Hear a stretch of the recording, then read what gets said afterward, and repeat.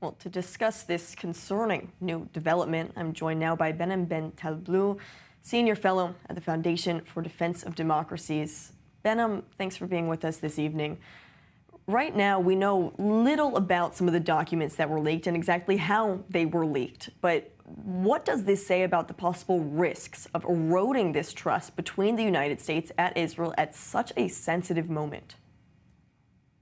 Well, it's a pleasure to be with you. And that operative word here is trust, because whether it was a leak, meaning a political person or some other mid-level bureaucrat sending this out, or whether it was a hack compromising a certain server or a certain security system, it raises real operational questions about the information that the Americans and the Israelis are able to much more generally share and pass with each other, let alone about a potential retaliation for Iran's October 1st ballistic missile barrage at Israel, which, by the way, was a history-making barrage. Make no mistake about that. It's the largest ballistic missile attack, single-day attack in human history.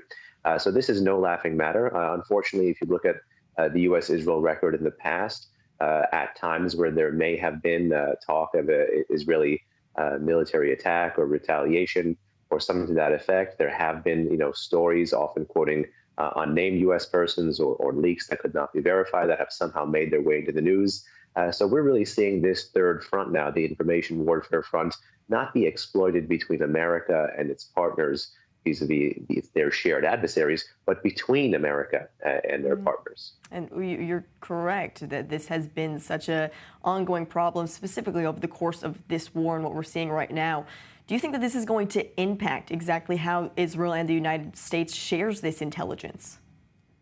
I don't know, because I don't know the exact means or the mechanisms or the mannerisms in which, highly classified or compartmentalized information are shared with each other within a certain agency, let alone within the U.S. government system, let alone between the U.S. government and even major partners like Israel, which don't, to the best of my knowledge, have major intelligence sharing agreements, just like the Five Eyes countries do, the UK, Australia, New Zealand, and Canada, for example. Nonetheless, I think it raises a big picture question as to how these two countries, the U.S. and Israel, are able to rely on one another and trust one another when they're fighting both a kinetic conflict and an informational conflict. And Behnam, what about Iran? How will this leak possibly impact Iran's preparations? These documents, although they might not have said all of Israel's plans, they're still likely high value to Tehran when it comes to its own defense.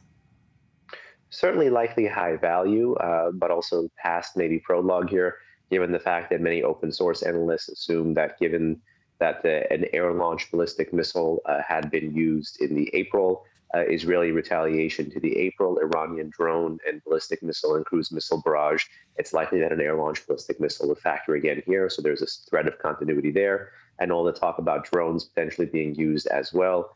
That goes back to 2022, where the Iranians alleged the Israelis may have used Iraqi territory to launch a drone strike against an Iranian drone base or drone storage facility.